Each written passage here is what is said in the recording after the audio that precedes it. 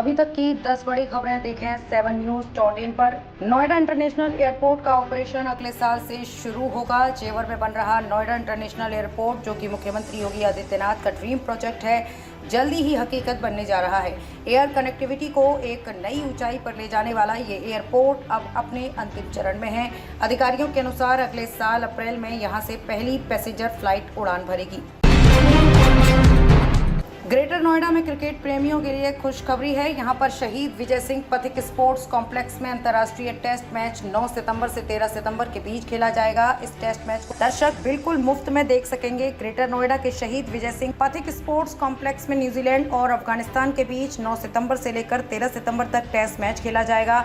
पथिक sports complex की क्षमता 25,000 दर्शकों की है। मध्य प्रदेश के खंडवा में हार्ट अटैक के चौंकाने वाले आंकड़े सामने आए हैं। यहां 3 महीने में 163 मामले अस्पताल तक पहुंचे। इसमें से 30 लोगों की मौत हो चुकी है। 24 घंटे के भीतर 2 मौतों ने लोगों को डरा दिया है। फिलहाल डॉक्टरों ने लोगों को सेहत का ख्याल रखने की सलाह दी है। खंडवा के मेडिकल कॉलेज और जिला अस्पताल में हर दिन औसतन 2 मरीज हार्ट अटैक के इलाज के लिए भर्ती हो रहे हैं। खास बात यह है कि इनमें से ज्यादातर मरीज 55 साल से कम उम्र के हैं।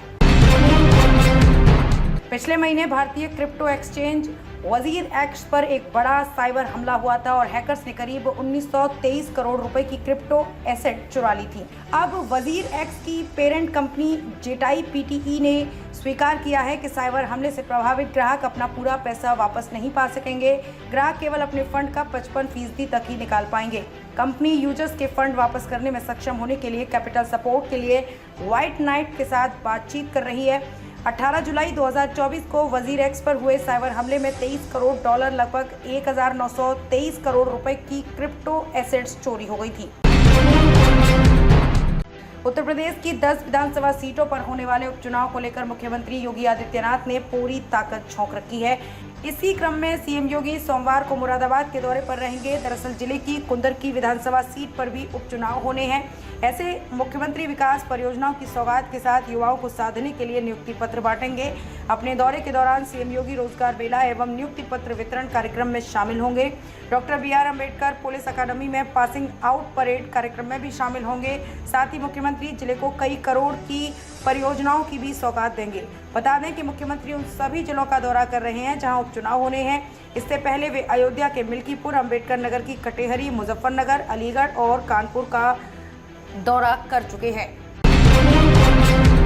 सोमवार को तकनीकी खराबी के कारण राजस्थान के बाड़मेर के पास एक MiG-29 लड़ाकू विमान दुर्घटनाग्रस्त हो गया।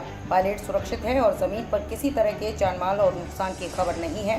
भारतीय वायुसेना ने एक पोस्ट में कहा, बाड़मेर सेक्टर में एक नियमित रात्रि प्रशिक्षण मिशन के दौरान एक IAF MiG-29 में गंभीर तकनीकी खराबी आ गई, जिसके कारण पायलट को विमान से बाहर निकलना पड़ा।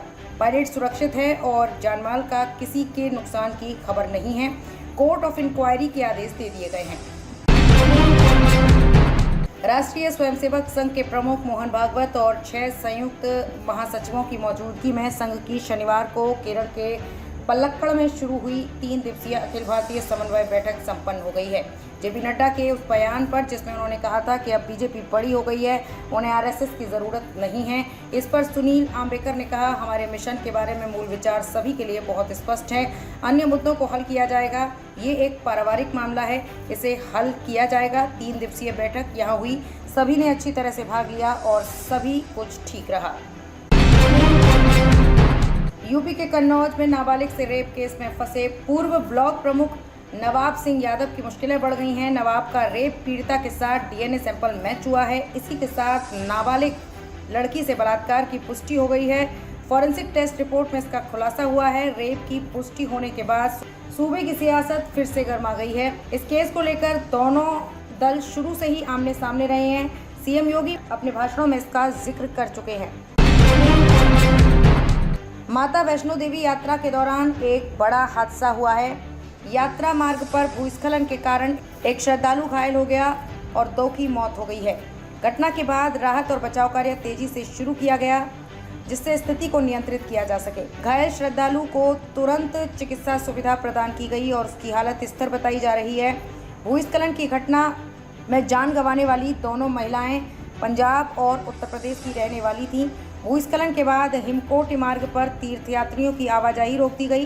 त्रिकुटा पहाड़ियों पर स्थित मंदिर की तीर्थ यात्रा पारंपरिक साझी छत मार्ग से जारी है। केंद्र सरकार ने किसानों के हित को देखते हुए कई बड़े फैसले लिए हैं। मोदी सरकार में मंत्री अश्विनी वैष्णव ने मीडिया से बातचीत में कहा, कैबिनेट ने किसानों की आय बढ़ाने और उनके जीवन स्तर में सुधार लाने के लिए 7 बड़े फैसले लिए हैं। उन्होंने बताया कि केंद्रीय मंत्रिमंडल ने 2817 करोड़ रुपए के डिजिटल कृषि मिशन को मंजूरी दी है। इसके अलावा केंद्रीय मंत्रिमंडल ने खाद्य पोषण के फसल विज्ञान के लिए समर्पित 3979 करोड़ रुपए की योजना की भी मंजूरी दी है।